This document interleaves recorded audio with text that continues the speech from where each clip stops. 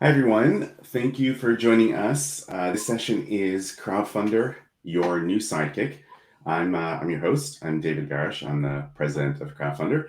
And with me, we have a talented group of game creators making up our panel. They are Jessica Marcrum, Leon Barillaro, and Barillaro. Barillaro. It's all right. Everyone gets my We name only wrong all the work time, together. too. That's I fine. know. And Armanda Haller. They'll talk about their experiences with crowdfunding in general and some of their experiences with Crowdfundr too. So I'd like to start with thanking all the people at Big Bad Con for organizing this great event and this panel discussion, and of course our fascinating panelists for participating, the generous donors that gave to the Big Bad Online Crowdfundr campaign to make this happen, and most importantly, you for attending.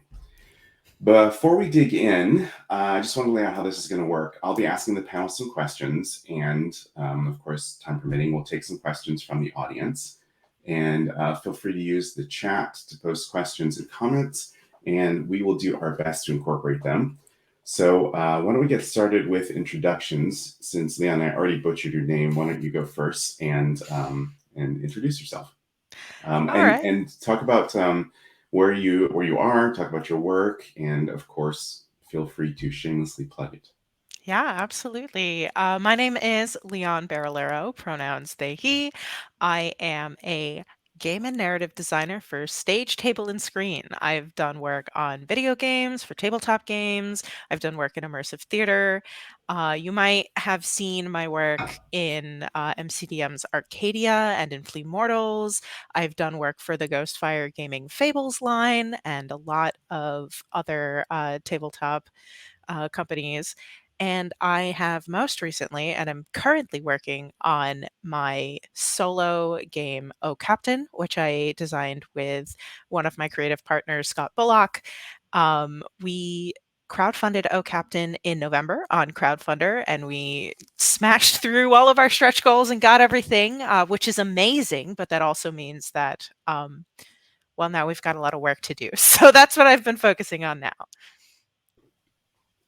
Thanks, Leon. Jessica, do you want to go next? Sure. My name is Jessica Marcrum, pronouns she, her. And I'm a game designer, sensitivity reader, and occasional Twitch streamer. And yeah, I have a similar resume to Leon's actually. Uh, I've written for Ghostfire, MCDM's Arcadia. I'm one of the co-founders of Unseelie Studios, and yeah, you've probably seen my work somewhere. I write a lot of places. Cool. Thanks, Jess. Armanda? Hi, everyone. Thanks for joining us. And well, I am Armanda. My pronouns are she, her. I'm an indie TTRPG designer from Argentina, part of RPG Latam gang. I focus mainly on designing solo games. You might know some of my works, such as Paranoid Android, Xenoarchaeology, and well, this year I crowdfund Grandmothership on Crowdfundr, and well, it was a nice experience. And well, we'll talk later about it, but that's more or less here what I can say at the moment. Well, great. Thank you. Thank you all for introducing yourself. So I know that one of the things that people think about is, there are lots of ways of getting your work produced. Obviously, Leon, Jess, you've been writing for other game producers and stuff. But what made you choose crowdfunding as a way to fund your work? I think people are curious to know why crowdfunding and not trying to find some other way of getting your work out there. Feel free to jump in. I can start. Okay. I'm actually going to start with a kind of a capricious answer, which is in this industry, sometimes it feels like crowdfunding is the most effective marketing strategy you have for getting an original game out there. When you are crowdfunding, you are inviting your supporters and an audience that maybe you haven't yet reached to be a part of the story, a part of the narrative. There's that built-in narrative for marketing with crowdfunding, right? You can be a part of this production. You can help bring this thing to life. And whether it's human nature or the algorithms or whatever other powers that be, it just felt like a much more effective way to bring something that I wanted to make to an audience. And I will say, as someone who's done a lot of self-publishing on the Dungeon Masters Guild, this has far and away outsold. Oh, Captain, it's not even out yet. It doesn't exist. And it's far and away outsold anything that I have independently published on the Dungeon Masters Guild. And Jess, I think was this your first time that you crowdfunded this last campaign? Yeah. I've participated in a lot of other people's crowdfunders. Like I have one right now, the Big Bads for Hit Point Press. So I've written for other people's stuff, but this was my first time doing my own thing entirely. And so like Leon said, it's kind of what you do in a way to get a lot of eyes on something. And also, if you want your game in stores, you need a physical copy, and printing is expensive. You kind of need money up front to pay for printing unless you're going to have your book print on demand. But that's hard to get, again, your book in stores or at cons because, retailers don't want to pay print on demand prices. Yeah, I know that it really is. It's kind of a launching point, kind of for not just for the game itself, but it's also a great way to build audience, right? Because it's an event, it's a timed thing that's going to happen at a certain time. There's a certain energy that builds around it that really helps you build your audience. So Armanda, did you have any thoughts? I think this was also your first time crowdfunding ever, right? Yes, it's my first time doing a crowdfunding, and as well, but it's because a different reason. To be honest, it's the first time that I'm able to crowdfund. Not because I don't want, but because the regular platforms are not available for people from the global south. That made all the difference to me. We have to work a lot through informal ways to crowdfund, such as each funding and things like that. And well, this was a nice experience as well. Also, but it had a lot of things that I haven't done before that I needed to do for this. So it was a huge experience and successful as well for me.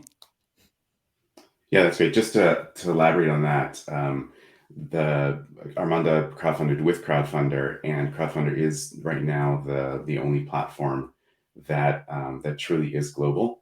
And so it's available in over 200 countries and territories. And so if you are in a place where you have been unable to use other platforms, Crowdfundr is certainly a great option for you.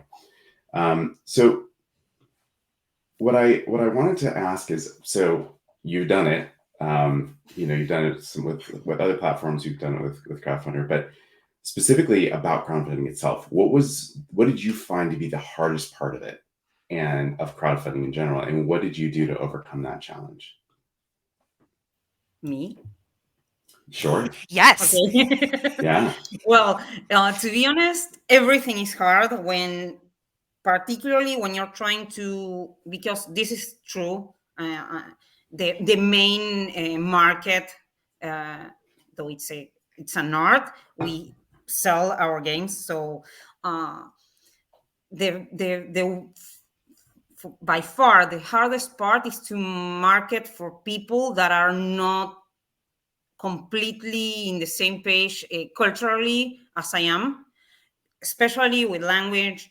normally when you mix languages and things like that, you lose some interest from the people that you want to sell your game to. So that's the hardest part.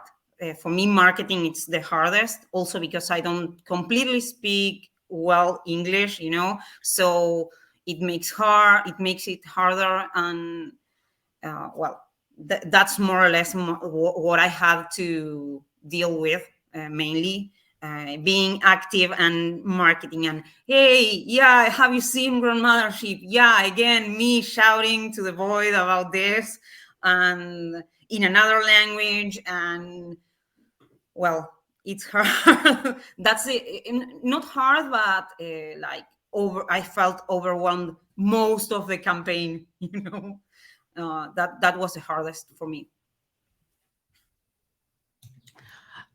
I have two things that are hard. One, it's really tough asking people for money and saying like why they should give me personally their money. I used to be a classical musician, and the absolute thing that I hated and was the worst at was going to like donor solicitation balls when we talk to people and they're like, why should I hire you? Why are you the best for this? And I was like, I'm not. There's like a dozen people who sing like I do. So just, pick who you like the most. And they're like, that doesn't get you hired. So it's kind of the same thing. Like if you like the game, you'll like it.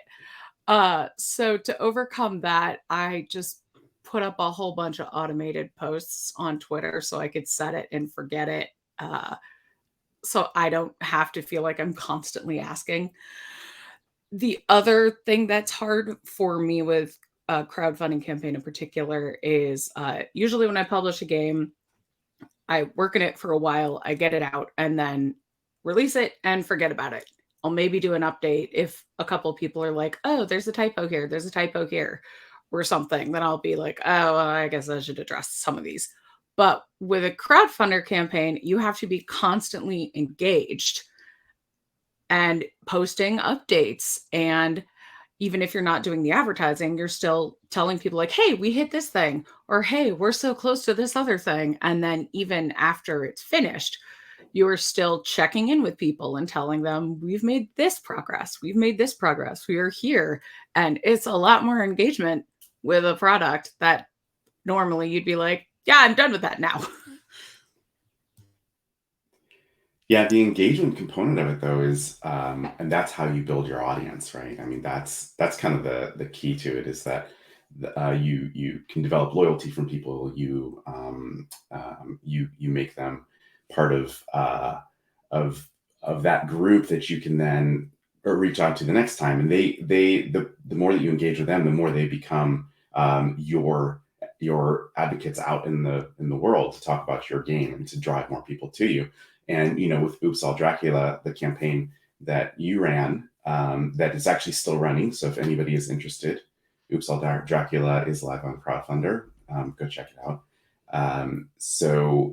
You could see the engagement, and that all those people that participated are now your fans. They're people that are going to follow you in whatever way they can. Nan, did you have any thoughts about this? About what was hard for you? And I know actually you did a whole webinar about that. Yeah. So the first one, absolutely. To give context to that, I did an entire webinar about managing your anxiety and protecting your mental health while you are fundraising, because these fundraisers, they can last 2 weeks, they can last a month, they can last however long, but they feel like an eternity, and that feels like you're on trial, you're in the spotlight for a whole month, and that can be exhausting and overwhelming. So yeah, I did I did a webinar. It's on the Crowdfundr Creator Hub. You can go see it there. But the short answer is really taking a lot of time for yourself and not doing this. I remember I posted on Twitter like a month before the campaign, and I said, does anybody have any suggestions, like what should I remember? I'm a month out from crowdfunding, and somebody said, get a friend who will remove you from the computer at least once a day. And I live with my partner, so he was that friend. But you know, remembering that there's a life outside of asking for money and being on trial is paramount. I will say the other thing about the fundraising that I found difficult was the walking the tightrope between having enough time and money and budgeting my time and money correctly without losing the potential faith of my audience. Because if you're asking for too much money, that lowers your chance of hitting your goal and making you look credible. And if you you know, have too much time built into your timeline, that also will cause folks to lose faith in you and your goal. But if you set that too low, either the time or the money, and then you need more money or you need more time, you'll also lose that way. Um, so something that I also found from that Twitter thread was someone said, you know, budget, you know, your money specifically. Write down all your expenses, how much you may have paid in the past for them, or how much you expect to pay. If you have a if you're working with people, you know, get their rates ahead of time and get all of that squared away. And then once you have that, once you have that calculated, double it, and that's your goal. And I said, that no way, like there's no way I'm gonna be able to do that, because that's way too much money. And so I did add a little buffer. I think I added like you know, like a 50% of my goal buffer in there or something like that. And then in the week leading up to the campaign, I think Scott, my creative partner for the campaign, I think Scott got an like a message in Discord from me every single day going, I'm adding $500 more to the total. I'm adding $500 more. Scott, I think we need to ask for $500 more, which is how we ended up at the with the 7,500 number. Was I did have to, I bumped it up a couple more times.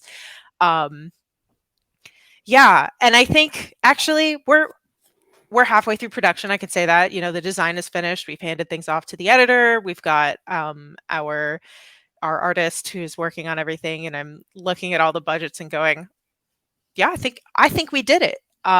You know, there are some things that we're paying less for, and there are some things that I did end up having to pay more for, but it worked out. So my advice is yes.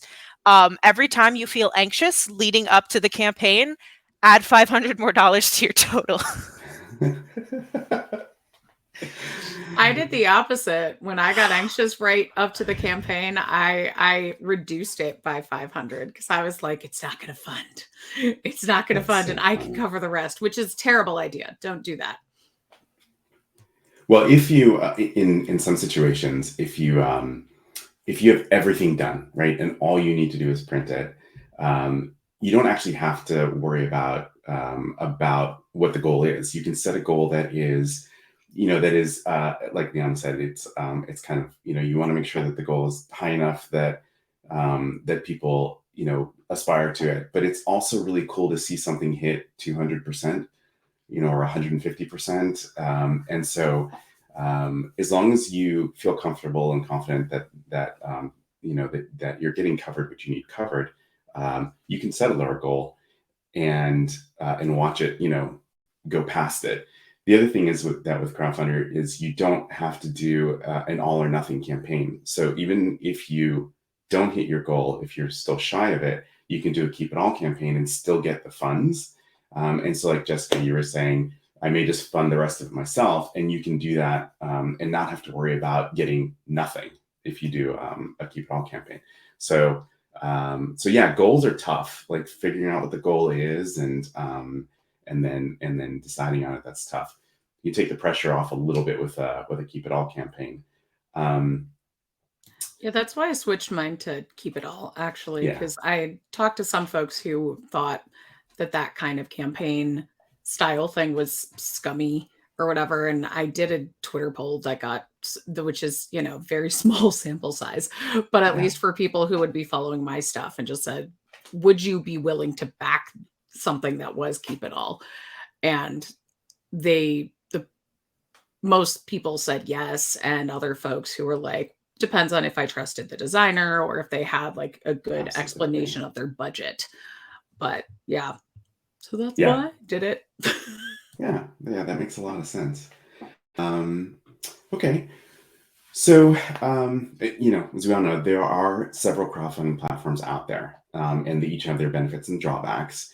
And so I think that a lot of people that are getting started with crowdfunding are seeing the nice plethora of platforms that are out there. And how do you decide which one is the right one for you? Like, what are the factors that went into it when you decided that you wanted to pick? In this case, you all chose Crowdfundr, but what are the things that you think about what are you looking for when you're trying to decide which platform you want to use? Okay, I start again. I'm going to change a little bit the question for me or my answer, because I have no options. So, but what I can say is that I came to Crowdfundr because it was the only option, but I will definitely use again the platform because not because it's the only option, but because I felt heard. Whenever you had a doubt, a problem, anyone was there to help me, and I didn't feel neglected. I felt not important, but taken care of. The human factor was a huge thing throughout the campaign and everything. So thanks to everyone that works in Crowdfundr because of that. And also, I like the fact that you directly get your money to your account, and you don't have any intermediate thing between the contributor and me, or my account, to say it some way. And it also felt really nice. All the support that it was like TTRPG focus, tabletop nonstop was a really important event.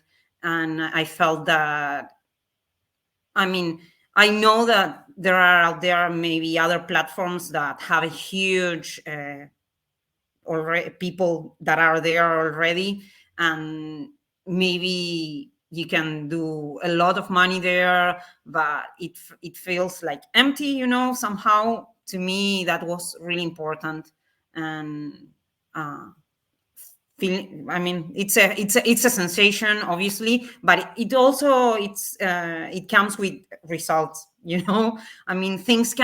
need to open up ourselves, that out there are other options that are maybe not mainstream yet or anything, and that can work also. Like having successful experiences in other places feels like it's a really important thing to me.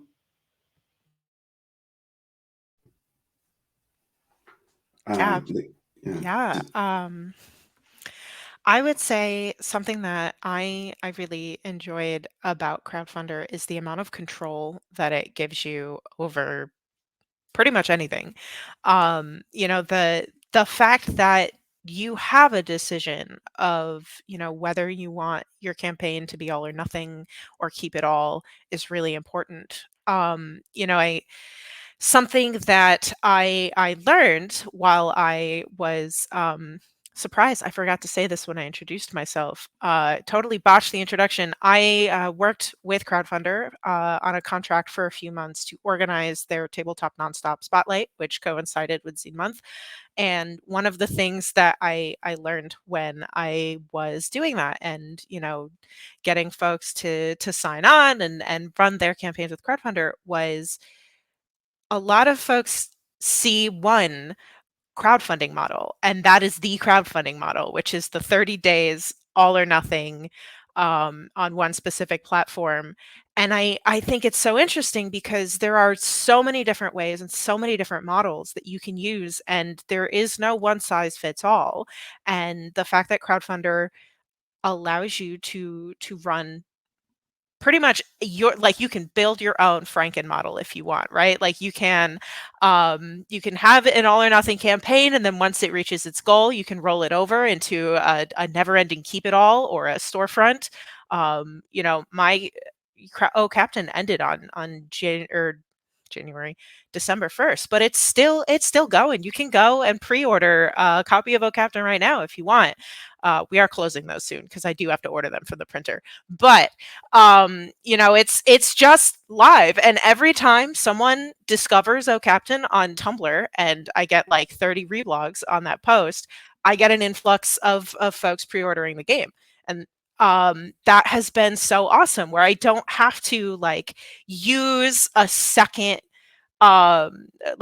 platform for late pledging or pre-ordering. That has been so helpful. But Crowdfundr also gives you a lot of control over what your campaign page looks like. I didn't do it, but a lot of folks took advantage of the branding aspects of it, where you can replace Crowdfundr's logo with your own logo and change the backgrounds. I remember Pandy and Games, when they did the Dungeon Year notebook, they changed the background to like the dot paper background, and I was like, that's so cool. Graphic design is not my passion, but I love when people do good graphic design. I can enjoy that. And the other thing that Crowdfundr gives you a lot of control over is your audience. Crowdfundr doesn't withhold any information from you. You can collect that information right up front. There's great tools in place for you to index your backers by which tier they've backed at, what they're all the information you've collected from them. And I email my backers directly, and I have all of that stuff sorted, and I have access to all of that information, which is something that I know some other platforms are very stingy with that, because I feel like Crowdfundr is, again, my sidekick as opposed to my platform, right? It's it feels more like a tool in that way than a service, if that makes sense. I just also want to add how quick the support staff was. Like whenever I had a question, the team there was so fast, which I know is not always the case with some other larger platforms. And I don't know how sustainable that is. I hope that Crowdfundr will keep doing it, but it was really great how whenever I had a question, it was just like right there. And yeah, that was pretty cool.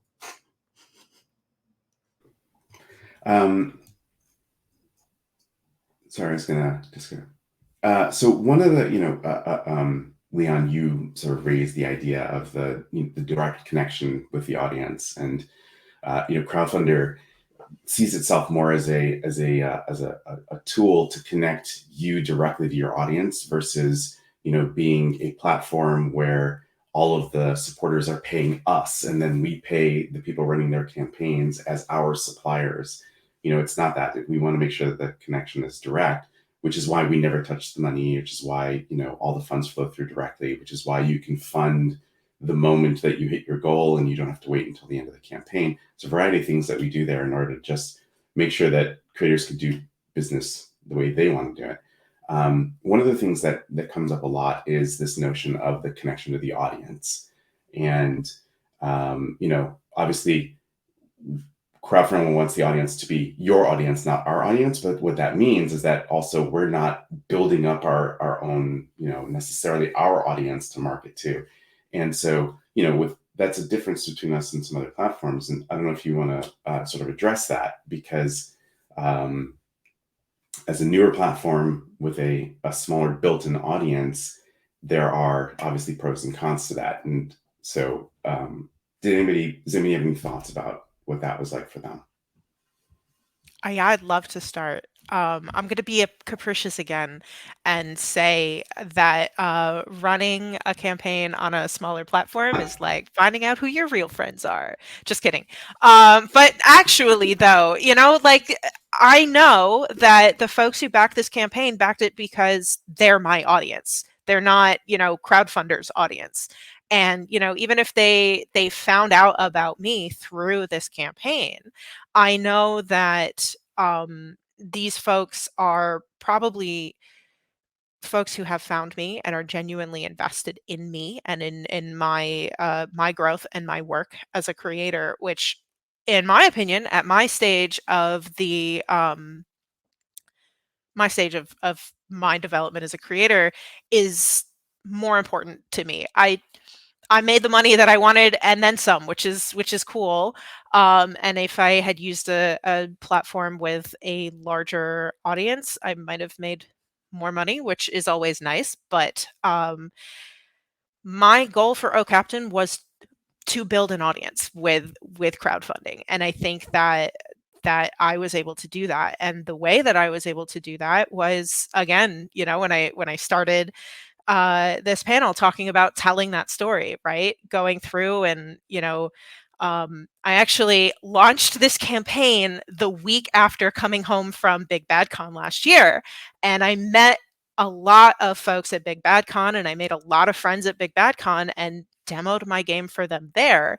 And now I'm going to gush about Big Bad Con. Literally every single person that I spoke to would just look me directly in the eye and go, "What do you need? Like, do you need it? Like I'll tweet about this. I'll talk about this. This is, this is fun. This is great. I want to support this." And so, I this might be a very anime thing to say, but I feel the power of the genuine connections that I've made online and in it's like a spirit bomb. So my advice, I guess, for building your own audience is, try every avenue you can. If you can make it to in-person conventions, I know that's very difficult. Big Bad Con is the only convention that I'm considering for safety reasons, as we are in a pandemic, and Big Bad Con seems to be the only one that will acknowledge that fact. If you can, go in person and make those connections, do that. If you can't, every social media platform, everyone.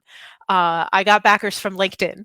And I have folks who were on LinkedIn from back when I was doing, internships at tech companies, who are like, "Oh, we didn't know that you were making games." And now they found me on other platforms because, I've brought, a couple more folks from my distant past, into my audience that way. So, I guess my answer is, you never know where you're going to find someone else to join your little merry band of gamers who are following you around, which is how I like to think of them. And to just try everything. Throw everything at the wall and see what sticks. I've talked too much. Thanks, Leon. Do either of you want to add something to that? What was the original question?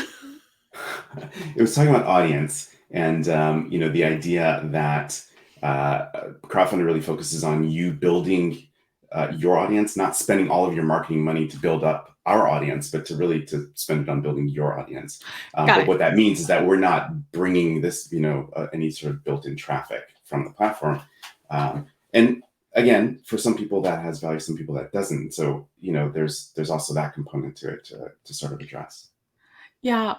One thing that I did appreciate was that Crowdfundr did do ads for us and also posted on your own Twitter feed, like our stuff. So, even though the passive traffic on Crowdfundr was smaller, Crowdfundr was still doing individual support for us. There were Leon's Crowdfundr Thunder interviews that went out. And when I pulled my backers, like, how did you find Oops All Draculas, a couple of them did say like the Crowdfundr ads or Crowdfundr's Twitter or whatever, so, or Crowdfundr's emails. And a larger company is not going to be doing that much advertisement for a smaller creator. I don't have much to add to this because I mainly agree with everything that Leon and Jessica mentioned. But yes, I think that it worked a lot as a, I'm not sure the word in English, but like to see who really engages with your product, you know, with your game, who really vibes with your projects, you know. I mean, at this stage of my designer career, that's something that I really value a lot. I mean, I want people that pay for my game to play it and to be on that connection with them, you know. Like I have received messages, hey, when, like, asking things and commenting on where they found out the game and where on when, like, a lot of stuff that it's really personal. Like it feel, I mean, like it's really engaging with your product, with your game, with the things that you're designing, with you as a designer. And I feel that this, at this moment, I think that Crowdfundr, it's a really good platform for first, it's like friendly for first timers, you know. Like I think that that's a good thing to have. And also, as Jessica mentioned earlier, I wish that all these things can be sustained over time. You know, I want that, and I think that that's necessary in the industry at the moment. Well, that is the plan. I wanted to take some questions that came in the chat. There was one that said that was, what tools does Crowdfundr make available to you to help with the challenges of campaigning and fulfillment? So are there any specific tools addressed to the campaigning and fulfillment that you wanted to, that were helpful to you, that you wanted to talk about? I like that there's built-in digital fulfillment. For example, like I was, the game that I was crowdfunding was basically already Oops All finished. Dracula. Yeah, Oops All Draculas, yes. Was already completed, except for a couple, like I needed to put in the backers' names was the major update. So as soon as someone backed it, since I was doing Keep It All, they could immediately get the PDF. So they'll get an updated one once all the backers' names are in, which should be finished at the end of this week, actually. But yeah, it was nice that as soon as somebody backed, they immediately got the game.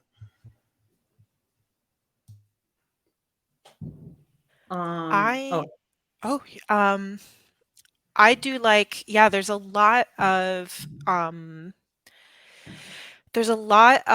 customization for, you know, all the different types of rewards that you can give, whether they're digital or physical, or, you know, a ticket to a live event.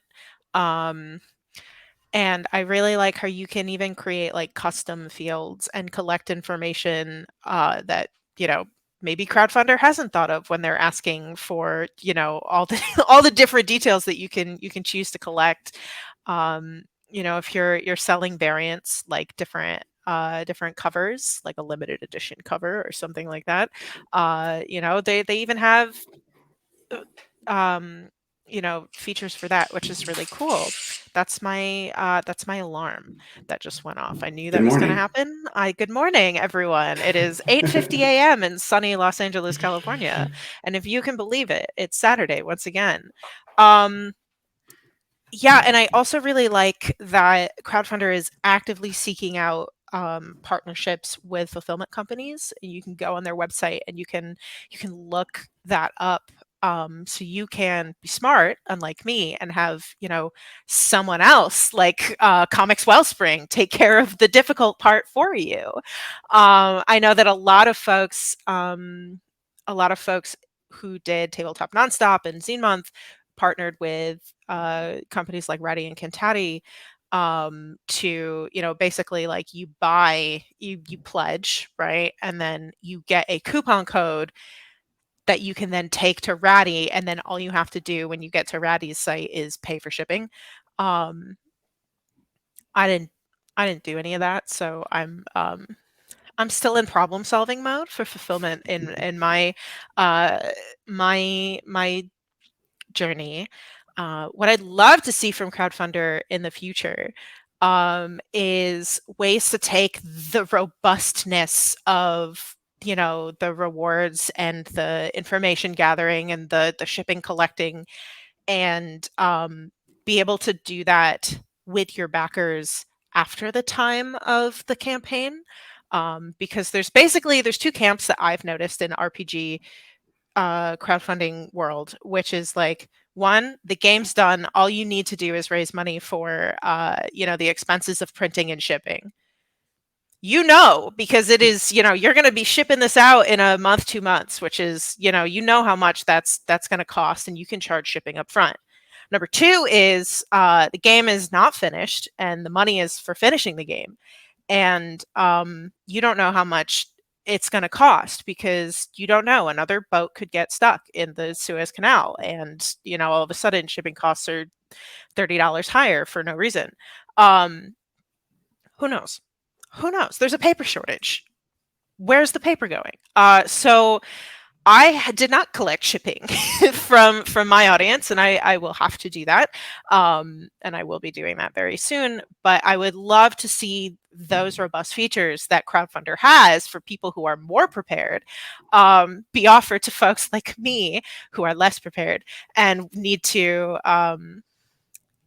ask for that after the fact. So I've said it live, David, so you have to do it now. It'll happen. Armanda, did you want to add to that? Not much. I agree a lot with the customization of every field that Leon mentioned, and that's more or less what I wanted to bring up. That you can also this is important also for people like me who didn't have any experience and wasn't sure how the campaign was going to work. You have different tiers to pay to Crowdfundr for the service that you are getting, and you can do it for free as well. So that's creating a campaign for free. It's really important. I won't do it in the future because I know that it works, but it was a good thing to have for my first campaign where I wasn't sure about nothing at all, Okay, great. We are coming to the end of the hour. I just want to acknowledge that there was a question directed at me about is there anything in our terms of use about AI art or written work or etc. So this is sort of as you had mentioned in your question, a fast-growing thing, and it's something that that we're exploring. It's outside of the topic of what we're looking at here, but certainly we are soliciting feedback and opinions on this. We of course have our own opinions, but we want to do what's right for the community. And so if anybody wants to reach out and talk about that, we would be good. But our opinion about AI art is that my opinion, I guess is the right way to say it right now, is that nobody's intellectual property should ever be violated or used to train an AI. If people are offering up their intellectual property to train an AI, that's fine. But otherwise, everything has to be done completely with the permission of them. And so that's from the training side. As far as the use and production side goes, that's still something that we're soliciting feedback on and be really interested in hearing more. But it's definitely a complicated and nuanced topic, and something that we're not going to really be able to I can't really answer that right now, but we are thinking about it. We only have 5 minutes left, so I wanted to make sure that we get a chance to do a little round robin of everyone having an opportunity to tell us where we can find your work, or if there's something that you're working on now that you want to direct people to. And if you can also, at that same time, if you have just one piece of advice for somebody who's considering crowdfunding, what that would be. Jess, do you want to go first? Put you on the spot. Sure. Yeah, I'm Jessica Marcrum. You can find me on Twitter at Miss_Jess03, on Twitch at Angry Nerd Girl, and you can find my games at jessicamarcrumwrites.com. You can find Oops All Draculas at crowdfundr.com/OopsAllDraculas. And my one piece of advice would be to make a budget before you do it, and like double and triple check that budget. That's all. Because numbers are hard. So know your numbers before you go in there. Oh, yo. You can find me at Twitter. I'm Armanda Haller. You can find me at ArmandaH17 and you can find my games on itch.io. That it's armandah.itch.io. And as advice, I'm not sure if I'm able to say anything, but risking the lowest that you can, do it. I mean, it's a fantastic experience. You learn a lot through it. And if you need any help with whatever I can help, you can reach out to me and I'll try to help you, especially if you are from the Global South. I think that might help you out. That's it. I've been Leon Barillaro. I changed my name to Barillion, which is my handle.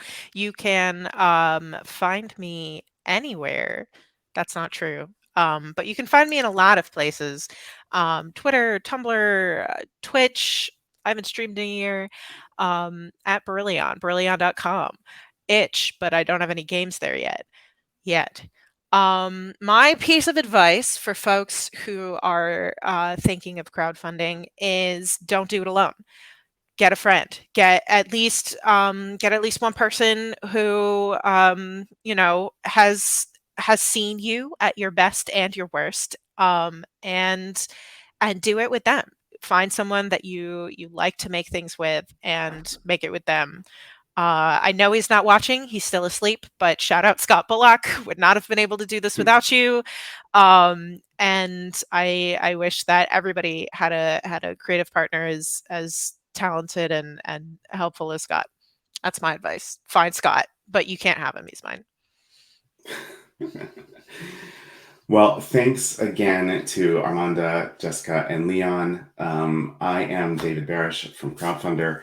You can find us at Crowdfundr on most social media, Crowdfundr_ on Instagram, and of course at crowdfundr.com. And be sure to check out our free creator resources in the Creator Hub for more advice, toolkits, and videos, including Leon's excellent webinar on how to not freak out. And so there are other videos there about crowdfunding, and also there's a link there to join our Discord server if you want to connect more directly with people. That's a great way to do it. And then to get to the Creator Hub, there's a link at the top of crowdfundr.com, just all the way to the right, and that's the link to get to Creator Hub too. All right, so that is it for us. Again, thanks everyone on the panel for participating. Thank you, Big Bad Con, for hosting. And thank all of you out there for watching. We are